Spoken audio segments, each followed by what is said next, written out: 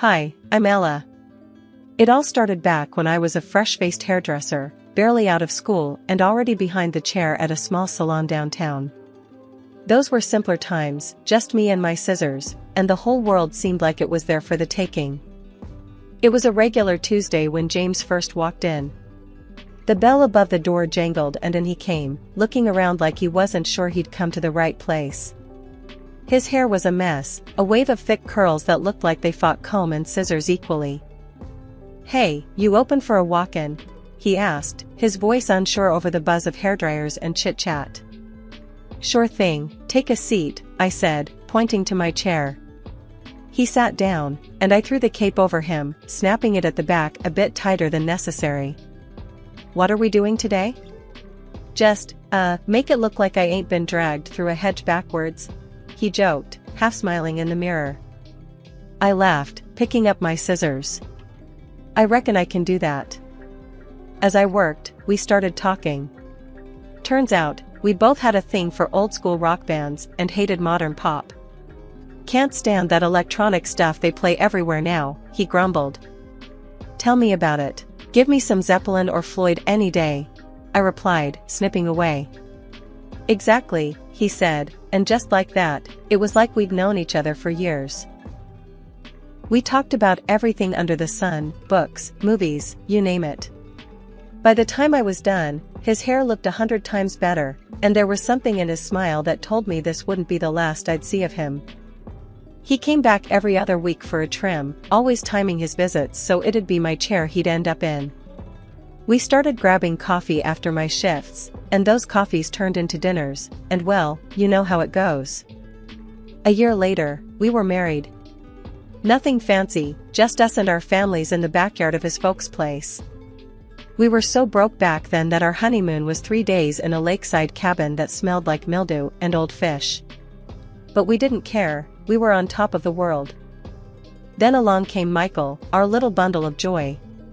Having him was tough at first, what with money being tight and me trying to juggle motherhood with work. But we made it through, mostly because James was right there with me, taking on night feeds and diaper changes without a single complaint. Life was good. Really good.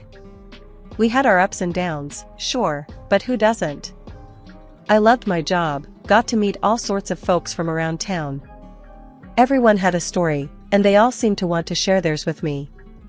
Guess I just have one of those faces. 30 years sure fly by when you're busy living life. Now, I'm 52, and not just any hairdresser, but the one in town everyone waits a month to see. James climbed his way up too, now he's the big boss at his company. We've got ourselves a beautiful house that's a bit too quiet now that it's just the two of us. Our son Michael, 29 and all grown up, lives in his own place across town. Life at the salon was always bustling, but on one rainy afternoon, it got a bit more interesting. Clara walked in, drenched from head to toe, looking like she needed more than just a hairdryer. She had a sad sort of look in her eyes that caught me right away. I could tell she needed a chat as much as a new hairstyle. "Rough day, huh?" I asked as she plopped down in my chair, not even caring as the water dripped from her coat onto the floor. "You could say that," she sighed, taking off her soggy hat and revealing a mess of tangled, wet hair. "Just split with my boyfriend. Feels like my heart's been through the ringer." "Well, you're in the right place for a pick-me-up," I said, draping a towel around her shoulders. "Let's get you dried off and fixed up. How about we try something new today? Give you a fresh start?" Clara nodded, looking up at me through the mirror. "I'd like that. I really would." As I worked on her hair, we talked about all sorts. Turns out, she was new in town, trying to start over after everything that had gone south with her ex. I found myself giving her bits of advice, not just about hair, but about finding her feet in a new place. By the time I was done, she had a sleek new bob that framed her face perfectly, and her smile was starting to peek through again. "You know, I feel lighter already," she admitted, checking out her new look. "Thanks, Ella. Seriously." "Anytime, Clara.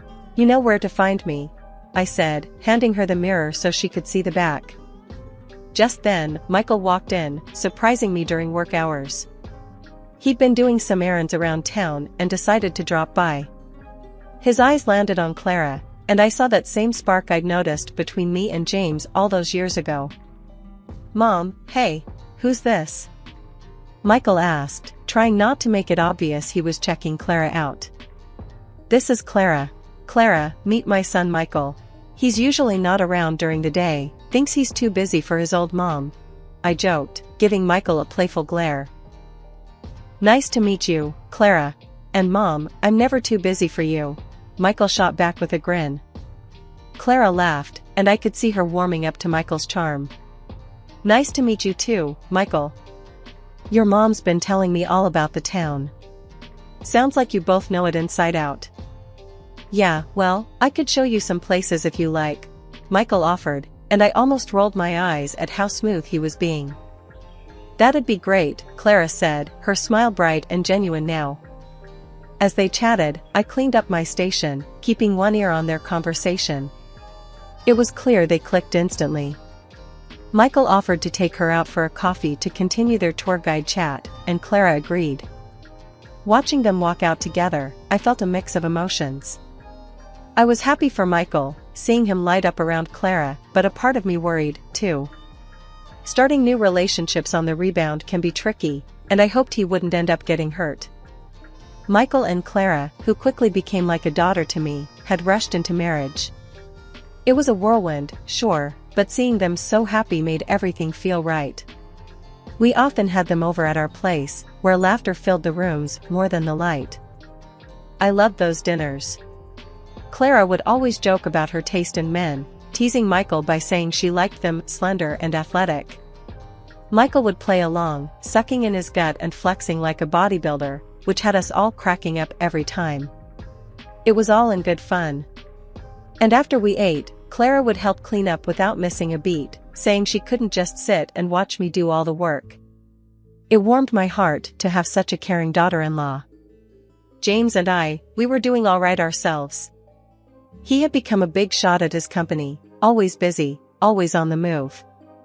But things started to change, subtly at first. He began working late more often, and his business trips multiplied. I'd ask him about all the extra hours and travel, and he'd just shrug it off, saying, "It's a busy season, Ella. Gotta make hay while the sun shines." I couldn't argue with that, but it was his newfound love for the gym that really threw me for a loop. One morning, I found him digging out workout clothes from the back of our closet. "What's all this about?" I asked, watching him as he packed a gym bag. "Got to keep up with the young guys at work," he chuckled, zipping the bag shut. "Can't let them think I'm getting old." "That so?" I teased, leaning against the doorframe. "Well, look at you, Mr. Fitness." He flashed me a grin. "Who knows, maybe I'll get abs like Michael." I laughed, because the thought of James, who usually avoided physical exertion like it was the plague, suddenly turning into a gym buff, was too bizarre. But, I have to admit, part of me was glad. Glad he was taking care of himself. It seemed like a good thing. Life seemed almost perfect. Our home was filled with love and laughter, our careers were thriving, and with Michael and Clara so happy, grandkids didn't seem like a far-off dream anymore. But every so often, when James would leave for another sudden business trip or come home late from the gym, a small voice in the back of my head whispered doubts. I pushed them away, telling myself it was all normal, just part of life's routine adjustments. Yet, I couldn't shake the feeling entirely. Watching him pack for another trip, I'd find myself asking, "Everything okay at work?" "Same as ever, just the grind," James would answer, and though his words were reassuring, his eyes didn't quite meet mine like they used to. I started watching the clock, noting when he left and when he got back. The intervals were stretching longer, the explanations shorter. "Just ran into some traffic," or "had to help a colleague out," became common refrains. One night, lying in bed waiting for him to come home, I realized that no matter how perfect things seemed, there was a crack somewhere. I just hoped it was my imagination running wild, a silly phase that would pass. Because the alternative, the possibility that something serious was amiss, was something I wasn't ready to face. Not yet. It was a regular Thursday at the salon when Marie, a client I've known for years, came in bubbling with excitement about her recent vacation. As she settled into the chair, she started showing me videos they'd taken. "We caught so much of the trip, Ella, look at this one," she beamed, scrolling through her phone. As she held up the screen, a video of a bustling restaurant played. I watched, half listening as Marie narrated their dining experience, but my attention snapped fully when the camera unintentionally captured a couple at the next table in a deep kiss. My heart sank, my breath caught in my throat. It was James and Clara, Michael's wife, tangled up in each other, completely lost in the moment. "Can you send that to me?" I managed to choke out, my voice barely above a whisper. Marie, puzzled by my sudden interest, nodded slowly and forwarded the video to me. "Sure, but are you all right, Ella? You look pale." I forced a smile, shaking my head slightly. "Yeah, just thought I saw someone I knew. Thanks." The rest of the day passed in a blur. My hands moved mechanically, cutting and styling, but my mind was stuck on that video. The image of James and Clara together haunted every moment. I didn't dare call James. Instead, I waited until I was home, my nerves stretched tight, and called Michael. "Michael, I need you to come over. It's important," I said as soon as he picked up, trying to keep my voice steady. When he arrived, his face was etched with concern. "Mom, what's going on? Are you okay?" I didn't meet his eyes as I handed him my phone with the video queued up. "Just watch," I said, my voice breaking. The color drained from Michael's face as he watched. The shock, the realization, hit him all at once. "Dad? And Clara?"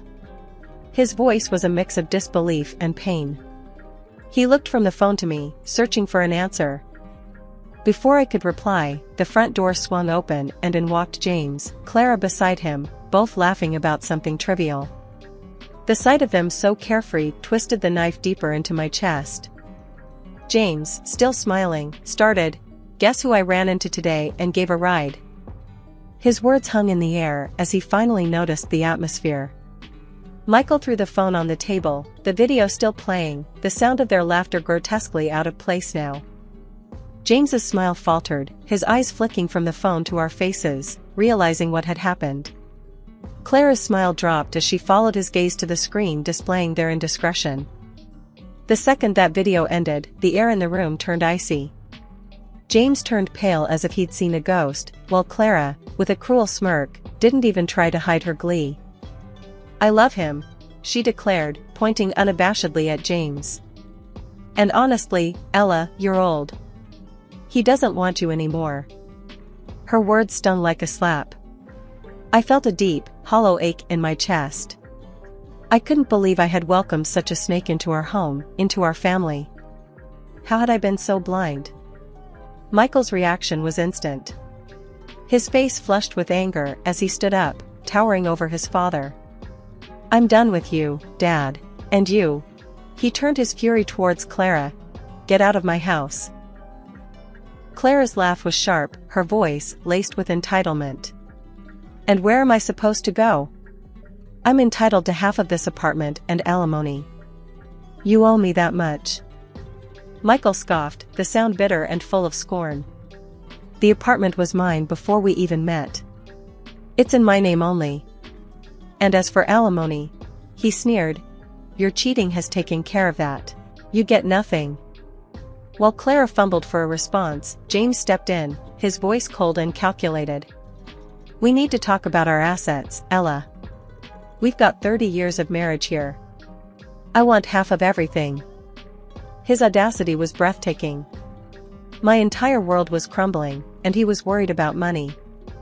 The nerve of him, after what he'd done, to stand there and demand a share of our life together as if he hadn't just betrayed everything we built.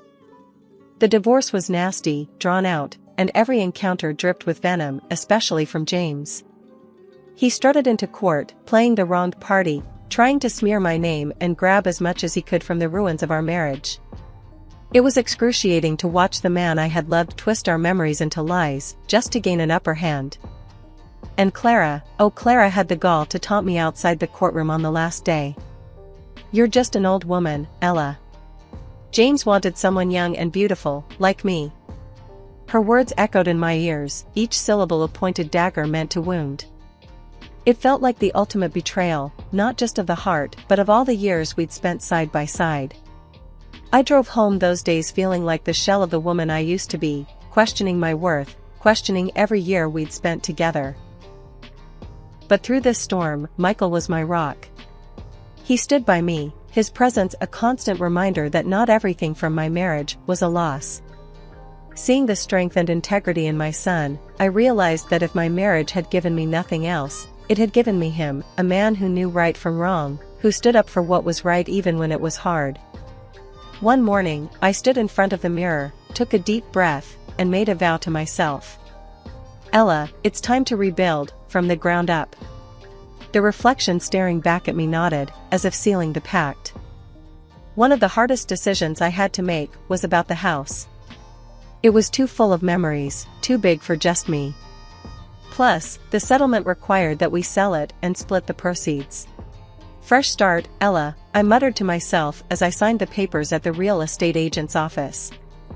"Trust me, you're making the right move," the agent, a kindly middle-aged man named Roger, assured me. "Something smaller, more manageable, it'll be good for you." He was right. I bought a cozy 2-bedroom apartment closer to the city center, perfect for one. The day I moved in, I felt a weight lift off my shoulders. As I unpacked boxes and arranged furniture, there was a sense of creating something new, something wholly mine. The next challenge was work. My career had always been a part of who I was, and I wasn't about to give that up. With the divorce settlement, I had some capital, and a fiery drive to not just continue, but to expand. I decided to open my own beauty salon. Finding the right location took time. I walked through countless potential spots, each time envisioning what could be. When I finally found the perfect place, a small but bright space on a busy street, I knew it was the one. "I can see it now," I told Michael, who had come along to give his approval. "Ella's Elegance, right there on the sign." He grinned, his earlier support unwavering. "It's perfect, Mom. You're going to make it into something amazing." The process of opening the salon was grueling. Renovations, permits, supplies, it seemed endless. But with each step completed, I felt a surge of accomplishment. This was mine, my creation, my new beginning. The grand opening was a flurry of excitement. Friends, longtime clients, and even curious passers-by filled the space, their chatter and laughter breathing life into the once empty shop. 3 years have passed since the divorce, and looking back, I barely recognize the woman I was when this all started. My business has flourished, becoming more than I had dared to hope. The community's support has been overwhelming, and in return, I've done my best to give back, to create a space that's welcoming and warm. Michael got married again 2 years after the divorce. He met Lisa at a community event, and they hit it off right away. They've since had twins, a boy and a girl. Seeing him so happy, so fulfilled, it's given me a new kind of joy I didn't know I was missing. As I lock up the salon at night, the last of the sunset casting a warm glow through the front windows, I often pause and reflect. This journey, every up and down, every setback, and every victory, has reshaped me. I'm not the same person I was, and I'm grateful for it. In those moments, surrounded by the hum of dryers and the smell of shampoo, I realized I had found my way out of the darkness. The betrayal that had once threatened to break me had instead built me stronger, fiercer. One day, out of the blue, I received a call from James, my ex-husband. His voice was casual, as if we were old friends catching up, but his words were like a slap in the face. "Ella, I think it's only fair I get half of your beauty salon. It's doing well, and frankly, it was started with my money since I was the main breadwinner for so long." The nerve of him, after everything, to claim a piece of what I had built from scratch with my own money, post-divorce. I was seething, but I kept my cool. Okay, James, let's meet and talk about it, I said, plotting to turn the tables on him. After hanging up, I called Michael. He was furious when he heard and suggested we dig a little deeper into James's life now. Mom, let's see what he's really up to, he said, proposing to hire a private investigator. I agreed. It was time to uncover whatever James and that woman he left us for were hiding. We chose to meet in a crowded cafe downtown. I arrived early, spotted them from a distance, James, looking older but trying hard to appear youthful, beside his much younger wife, Clara, who was visibly pregnant. Sitting down, I braced myself for a tiresome charade. James wasted no time. Ella, thanks for coming. You know, with the baby on the way, Clara wants to start her own salon. We think a share of your business would be a good start for our family's future. Clara looked at me, smirking smugly as if she had already won this battle. I forced a smile, listening to James ramble about the bright future he envisioned for his new family, all the while thinking how deluded he was. Finally, when he paused for breath, I saw my moment. James, you're living in a fantasy. This business you want so badly? It was built entirely without your money or influence.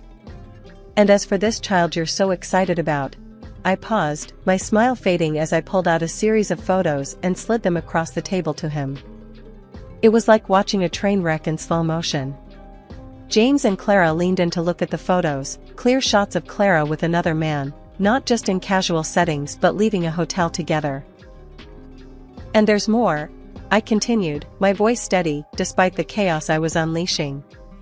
James, remember when you had chicken pox so bad at 38? The doctor said it left you infertile. I didn't have the heart to tell you before, thinking it would crush you. The color drained from James's face. Clara's eyes widened in horror as she turned to him, her hands trembling. You're lying, Clara shrieked, her voice breaking. James just sat there, stunned, as reality crashed down around him. He turned to Clara, anger contorting his features. Is this true?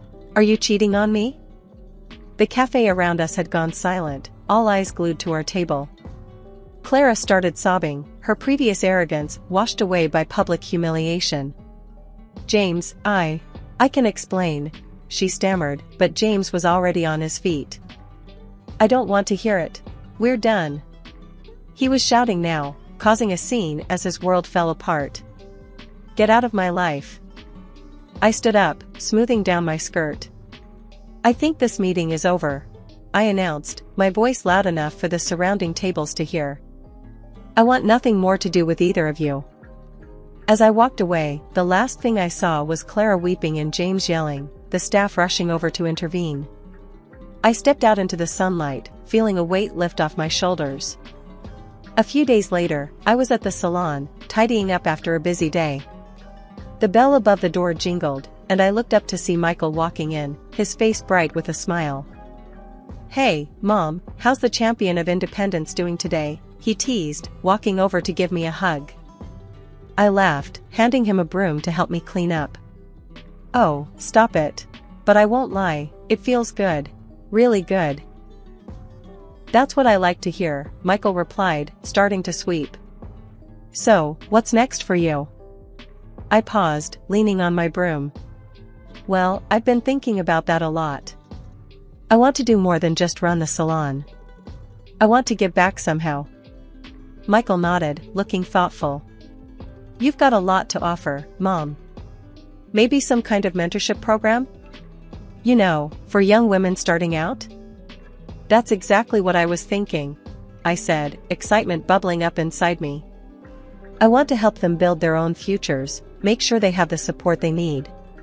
The following weeks flew by as I put our ideas into action.